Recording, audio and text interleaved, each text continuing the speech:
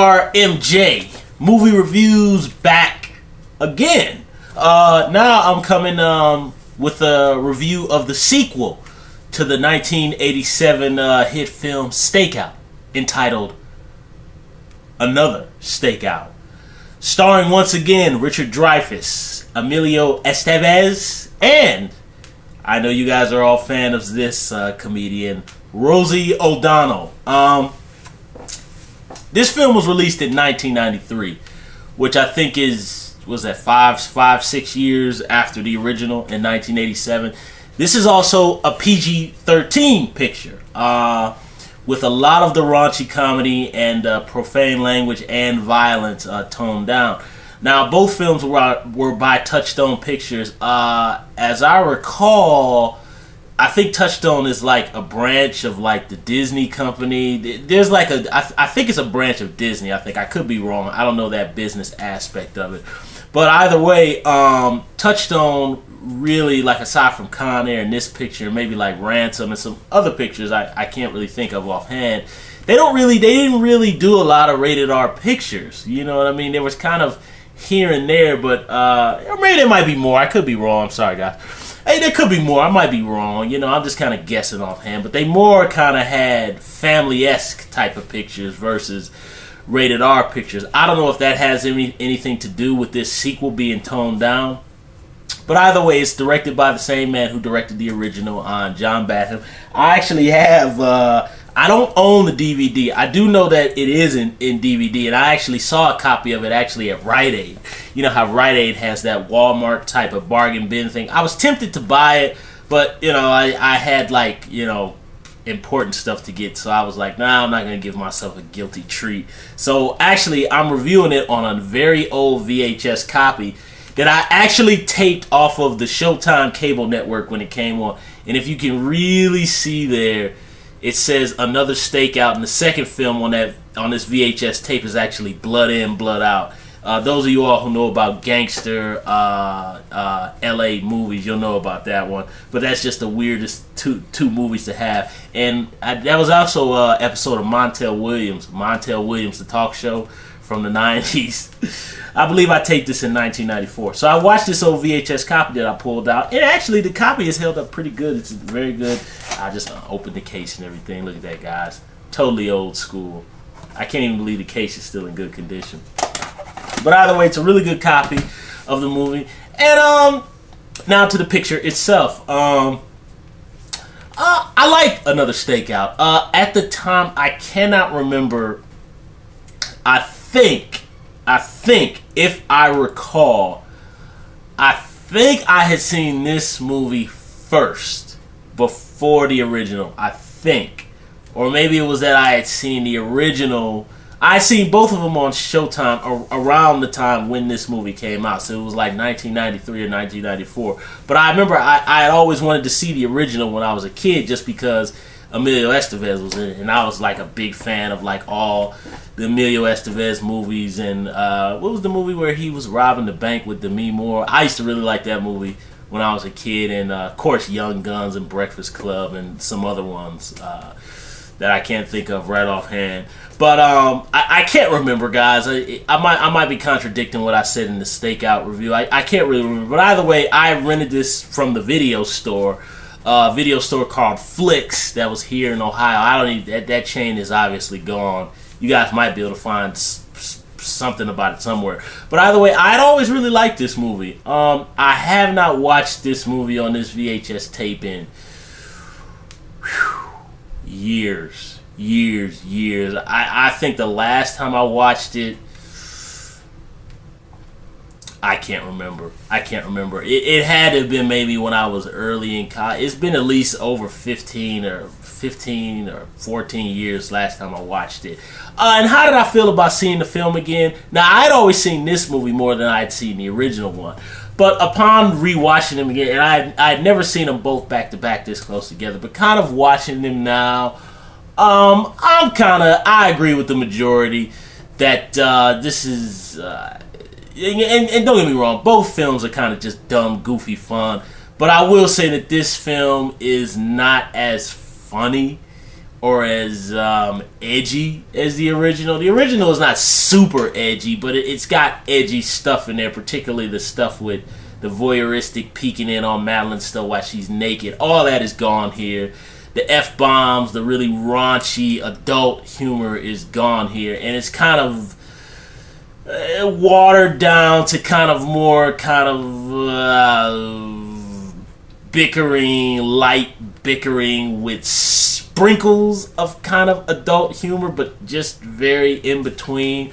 I think in this case, and also too, you're talking about these movies were made in different eras. You know, you're talking about Stakeout 1 was made in 1987, you know, which is, you know, in the Reagan era, and it was the height of like political incorrectness and over access. And, you know, I watch a lot of 80s movies now, and there's, especially looking at these movies as an adult now, there's really some very, in terms of taste, there's really some questionable things in all these movies. I'm saying from the adult movies to kids movies. There's a lot of, you know, if what Corey Feldman and Corey Haim says, there was a lot of perversion in Hollywood, I believe them. Because there's a lot of stuff in all the movies, like I said, that I see now that I kind of, you know, kind of questionable. But this movie was made in 1990. Sorry, digressing there. But this movie was made in 1993, so, you know, this is now the Clinton era. You know, early 90s. You know, Emilio Estevez kind of, his star was kind of starting to fade a little bit. You know, kind of like when you light the fire at night and kind of the fire is almost about to go out. Emilio Estevez was kind of experiencing this in his career at this time because the 80s were over, the whole Brat Pack thing he wasn't really in, and he had some movies. He had done The Mighty Ducks, which I did see that at a sneak preview at the theater, with a double feature of Captain Ron, digressing on that for a minute. That's old school for y'all who remember that. But, you know, he had done The Mighty Ducks, which Mighty Ducks was a successful movie from, I think Disney did The Mighty Ducks, I think, or maybe it was Touchstone, I don't know. But, you know, Emilio Estevez, and he did Judgment Night, which Judgment Night is a fantastic, underrated action picture. Cuba Gooding Jr., Stephen Dorff, Dennis Leary, Jeremy Piven. It's too bad that movie bombed when it came up, but that's a really good kind of cult action movie. But really, he had done Free Jack 2, which Free Jack is just horrible. I saw that movie, I think, once. Horrible movie. But, you know, Emilio Estevez was really, his star was starting to fade. Richard Dryfeuss was kind of just still doing his thing, you know. And Rosie O'Donnell had just done The League of Their Own, the Penny Marshall movie with Tom Hanks and Gina Davis, which I always liked The League of Their Own. It's not a movie I watch repeatedly over and over again, but I thought it was a good movie.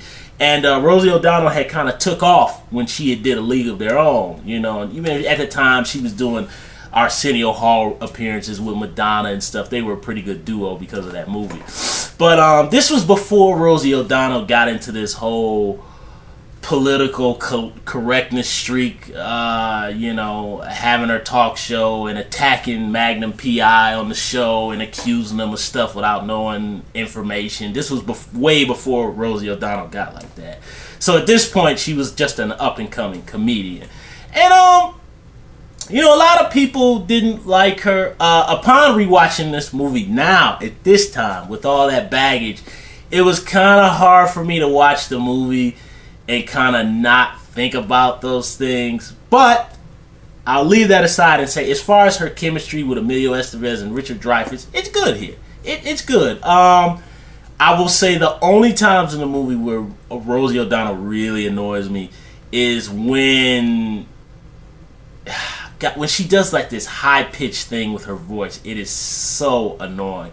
Now, when she's just kind of talking regular and she's kind of relying on comic timing with Richard Dryfeuss, really particularly with Richard Dryfeuss. Emilio Estevez's comedic timing, I think, is a little bit better with Richard Dryfeuss because they had a former history from that first movie. So I kind of think his chemistry works a little bit better with Richard Dryfeuss than it does with Rosie O'Donnell's. And it kind of is okay when all three of them together, but it really works more when it's kind of just either Richard Dryfeuss and Emilio Estevez or Richard Dryfeuss and Rosie O'Donnell. When they're all together, it kind of works and then it doesn't, you know, here and there. I had seen the review that Siskel and Ebert did. Actually, at the time when the film had come out, I had saw their review that they had made of the movie. And I rewatched their review on YouTube again like a couple days ago, and I'd agree with them that I wouldn't agree that the movie is stale. I think they were a little bit too harsh on it. It's a harmless, unnecessary sequel, but it plays it safe. And again, this was 1993. I think maybe if they wanted to go a little bit more edgy, they could have, but this was a different era. It wasn't the 80s anymore, so everything was toned down. So in terms of what this movie is, which is just a harmless, goofy, unnecessary sequel, I like it. It's entertaining. The stakes don't feel as high. The situation doesn't feel as dangerous as the first film. I know Siskel and Ebert said in their first review of Stakeout that, it was an unnecessarily violent prison scene.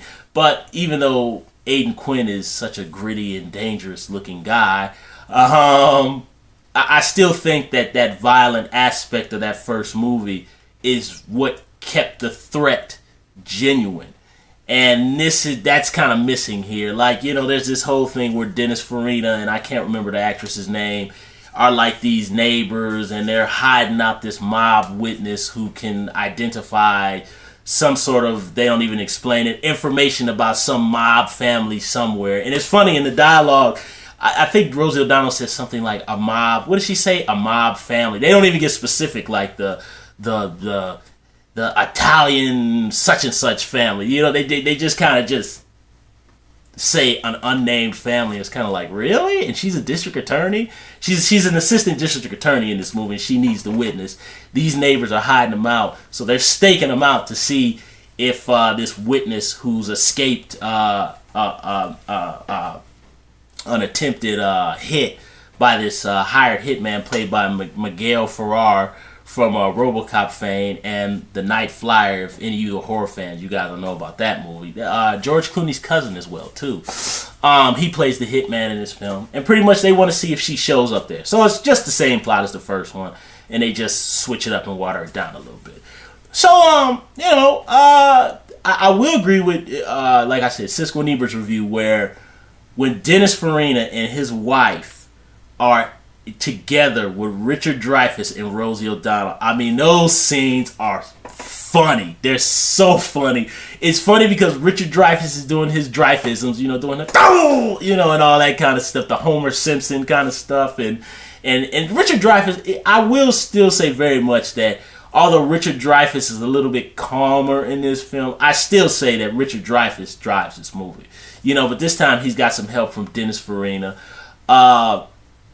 I think the movie would have worked a little bit better if Rosie O'Donnell would have been not in it as much. But again, this was like right after she did A League of Their Own, so her star was coming up, so they figured more Rosie, more ticket sales. But from what I understand, I don't think this movie did that well financially like the original film did.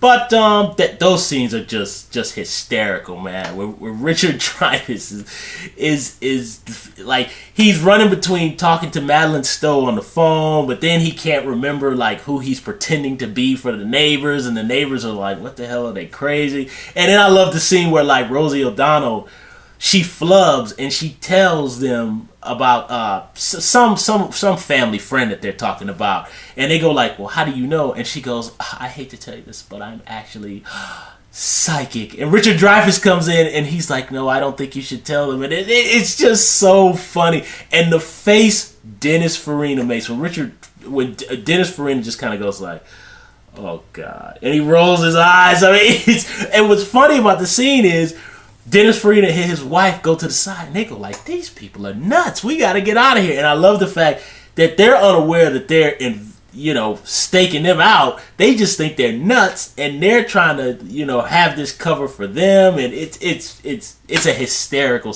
It's the funniest scene in the whole movie. So on that note, kind of the stuff when they're trying to evade the neighbors. Again, it's not as edge of the seat like the first one. And the stakes don't feel as high, but I really like the scenes between, and those are the scenes that I really like in the movie. Those are really funny. And Richard Dryfeuss just pushing that that level of manic energy he has is just he's the Richard Dryfeuss. He's fantastic. He's great.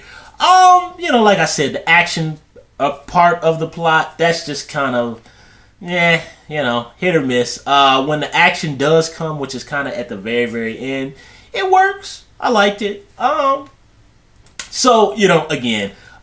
do I like watching it again because I hadn't seen it in so many years? Do I like it as much as when I saw it when it came out? No. Do I still think it's funny and it's decent, harmless fun?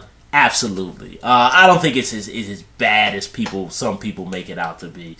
The first film is miles better though. I just like the fact that, and probably because of my age now, but I like the first film a lot better because I feel like the first film was a little bit more adult, and I just like the first film better. The only thing that I really like better about the sequel is that it has a more polished, glossy look. It's much more polished, It's not as kind of rainy and dark and gritty looking like the first one, which that's what I kind of don't like about the first film, is I don't like how it has that gritty, dark look, because I don't know, I just don't like the look of the first film, just visually the way it looks. But visually, I love the way this movie looks a lot more, and the way it's shot. There's a lot of Dutch camera angles and tilts and stuff in this movie.